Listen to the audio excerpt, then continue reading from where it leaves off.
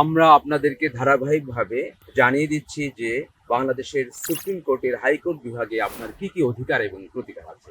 আজকে অত্যন্ত গুরুত্বপূর্ণ একটি অধিকার আপনাদের জানিয়ে দিচ্ছি, সেটি হচ্ছে যে সরকারি, আধা সরকারি চাকরি নিয়োগ, পদোন্নতি, বদলি, বরখাস্ত, অপসারণের ক্ষেত্রে আপনি যদি বৈষম্যের শিকার হন, তাহলে আপনি কি করবেন?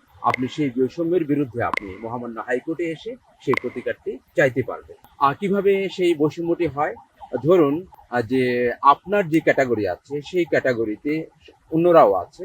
আপনার যে যোগ্যতা আছে আরেকজনের একই যোগ্যতা আছে, কিন্তু সে চাকরিটি পেয়েছে, সে নিয়োগ পেয়েছে, আপনি পান নাই। আপনার একই ক্যাটাগরি থাকার ফলেও আরেকজন পদোন্নতি পেয়েছে, আপনি পদোন্নতি পান নাই। আপনি একই ক্যাটাগরিতে থাকার ফলেও আরেকজনকে বরখাস্ত করা হয় নাই, কিন্তু আপনাকে বরখাস্ত করা হয়েছে।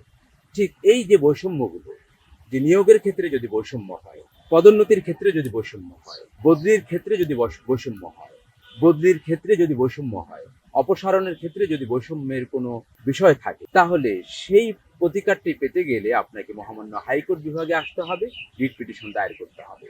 আর এই মহামান্য হাইকোর্ট বিভাগ আপনার সেই অধিকারটি প্রতিষ্ঠার জন্যই মূলত প্রতিষ্ঠিত হয়েছে। আজকে যে অধিকারটি জানিয়ে দিলাম, এমনিভাবে আমরা আরো অধিকার নিয়ে আপনাদের সামনে হাজির হব পর্ব আকারে ধারাবাহিকভাবে। আমাদের সাথে থাকুন। আজকে এই পর্যন্ত। ধন্যবাদ।